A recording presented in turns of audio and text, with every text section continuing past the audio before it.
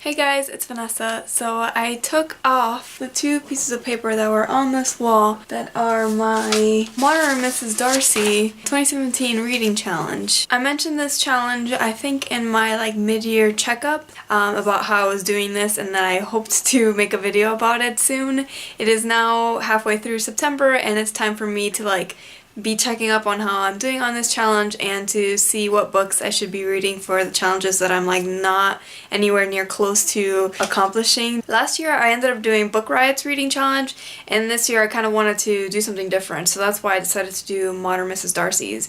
And I liked the challenges that she had. She had 3 different routes you could go, and I felt 24 was doable for me, so I ended up picking 2 to make up the 24. The first one of that is Reading for Growth, and the other one that I picked was Reading for Fun. So I'll start with Reading for Growth, and I'll read out loud what the challenge was, what book I have chosen for it, and if I have accomplished it or not, and if I need your help. The first one for Reading for Growth is a Newbery Award winner or honor book, and I read One Crazy Summer, which is a middle grade book. I read that, I believe, during the spring or summer. The next challenge was a book in translation, and for that one I selected the second book in the Neapolitan series novels. That's The Story of a New Name by Elena Ferrante. I still need to finish this series, so that's one thing that I really want to do towards the end of 2017. I really feel like they are one big novel and you'll get the most out of it if you read them back to back to back to back. And I'm already forgetting things, so I need to read the third and the fourth one. The next challenge was a book that's more than 600 pages, and I originally had put Gone with the Wind here, but I haven't gotten to that yet. That's a possibility for me to do because it's on my 2017 reading list that I want to get to before the end of the year, but if that doesn't happen, there's other options. I've heard Helter Skelter might be a good one for this as well, and I could probably listen to that one on audiobook. Might even help me understand The Girls by Emma Cline a little bit better too. The fourth challenge was a book of poetry, a play, or an essay collection. I've done a book of poetry and I've definitely attempted some essay collections. I don't think I've really succeeded in that, but the first poetry collection that I read this year was Milk and Honey, the much talked about poetry collection, but I've read plenty after that as well. The fifth challenge is a book of any genre that addresses current events. I've definitely done that this year. In all of the nonfiction that I've been reading, I just put A Colony in a Nation on here because it's the last one that I recall reading. The next challenge was an immigrant story, and for this one I'm currently reading The Circuit by Francisco Jimenez, and it's definitely an immigrant story, and an old immigrant story, which is also fascinating to me because I think it mostly is during the 50s and 60s and it's based on his real life. The next challenge was a book published before you were born. I've done a few of these this year. I'm going to be perfectly honest, I've read so many books published in 2016 and 2017 this year that is kind of sad, and I really want to read older fiction, and that hasn't been me this year, sadly. But I put Mouse 1 and 2 on here. That was published right before I was born in 1991, 1992. The next challenge on here is to read 3 books by the same author. I put Judy Blume on here because I think that's something that's really doable for me. I've read 1 Judy Blume book so far this year, but they usually super fly by for me. But if that doesn't end up happening, I do end up finishing the last 2 Neapolitan novels,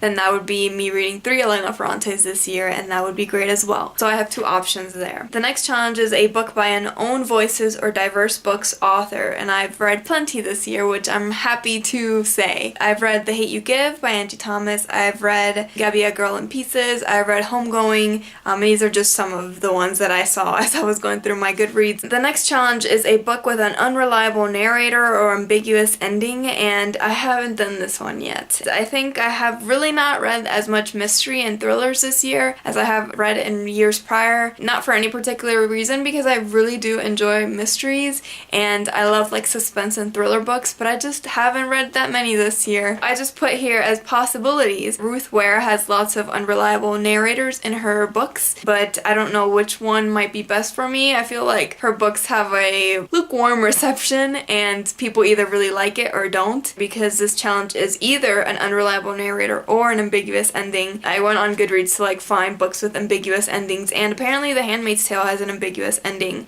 I've never read The Handmaid's Tale. It just won a bunch of things at the Emmys, and it's been one of those shows that I want to watch, but I wanted to read the book first, and I just haven't read the book, so Handmaid's Tale might be a possibility there as well. The next challenge is a book nominated for an award in 2017. I have done that already with at least one book, but I'm sure that there are plenty others. And the last challenge on Reading for Growth is a Pulitzer Prize or National Book Award winner. I put The Brief Wondrous Life of Oscar Wilde on here, which I read, I believe, at the beginning of this summer, and I really enjoyed it. I listened to that one on audiobook. So let's move on to 2017 Reading Challenge, Reading for Fun. Put the oomph back in your reading life is the tagline. The first challenge is a book you chose for the cover. I put here How to Travel Without Seeing. I made a whole video like when I traveled to Argentina about this. If you want to know where I found it, I was browsing the young adult section. I saw a shelving cart. On the bottom shelf of that shelving cart, behind other books, hiding was How to Travel Without Seeing, a book I'd never heard about, and just by looking at it and looking at the cover, I was like, I want to read that. The next challenge on here is a book with a reputation for being unputdownable. Going back to how I haven't been reading mysteries and thrillers this year, that's something that I kind of want to read in the next few months, especially as it starts getting cooler outside and as we start getting into fall and winter. I think those would be the best times for me to read some mysteries and thrillers. The third challenge on Reading for Fun is a book set somewhere you've never been but would like to visit. For this one, I selected Burial Rites, which takes place in Iceland, and even though what happens in the book and in the time period that they're at is not somewhere that I ever want to go to, I do want to go to the actual physical location of Iceland one day. The fourth challenge on Reading for Fun is a book that you've already read, so like a book you're rereading, and for that one I read The K earlier for Booktubeathon, and it wasn't a great experience, but I did it, so this challenge is complete. The next challenge is to read a juicy memoir. I feel like this is the challenge I've had the most trouble trying to figure out what I want to read for it. At one point I wanted to read like a tell-all book from one of the Bachelorettes from the Bachelor franchise, but I ended up being like, do I really want to read this while I was like skimming the book, and I returned it to the library, so that I'm not going to read that for a juicy memoir. And then I realized a perfect one for this, I think, would be the new Hillary Clinton book that just came out. It's never going to come to me in time before the end of the year based on where I'm at on the holds list, but maybe I'll find it elsewhere, or maybe they'll put it up on Hoopla, or I don't know, maybe for some reason maybe I'll listen to it on audiobook, and there's less holds usually for audiobooks, so I'm not certain how I'm gonna get to this one, but I think it would be perfect as a juicy memoir selection. There's plenty of celebrity memoirs that I could choose from, and just memoirs in general, but when I think of juicy memoir, I think of like there's little nuggets in the book that people don't say out loud, and I feel like from the snippets that I read from the Hillary Clinton memoir, there's definitely lots of things that she was thinking but was not saying out loud. The next challenge on here is a book about books or reading. This is a great challenge, I think, and it should be on this challenge every year. I read My Life with Bob this year and really enjoyed it.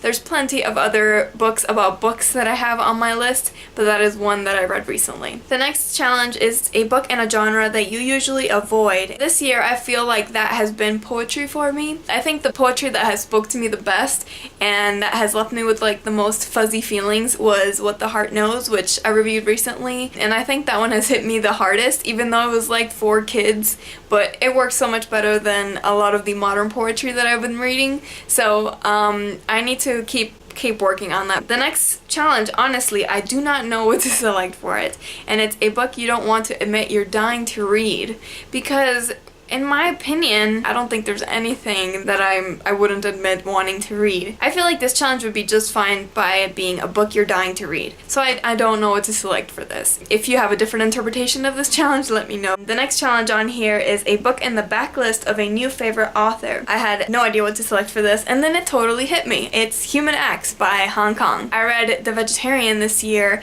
and loved it, and I found so much resonance from it and so many meanings from it, even though it was a very disturbing read. So I want to get to Human Acts. I've heard that one is even more political in like a public sphere, so I'm excited to try Human Acts, and I was meant to read this earlier this year in a buddy read, but I kind of just didn't. The next challenge is a book recommended by someone with great taste, and I put Homegoing for this one because I feel like it was really recommended by a lot of people that I trust. The next challenge, only two left, is a book you were excited to buy or borrow but haven't read yet. I put like Water for Chocolate Chocolate, which I'm going to be reading relatively soon because it's on my Hispanic Heritage Reads TBR that I'm going through right now. I've owned this book probably for a year at this point. I was so excited when I found it at a used book sale and it was in perfect condition, but I never got to it until I decided to join on Hispanic Heritage Reads. And the last challenge on here for reading for fun is a book about a topic or subject you already love. I've read plenty of books and subjects that I enjoy.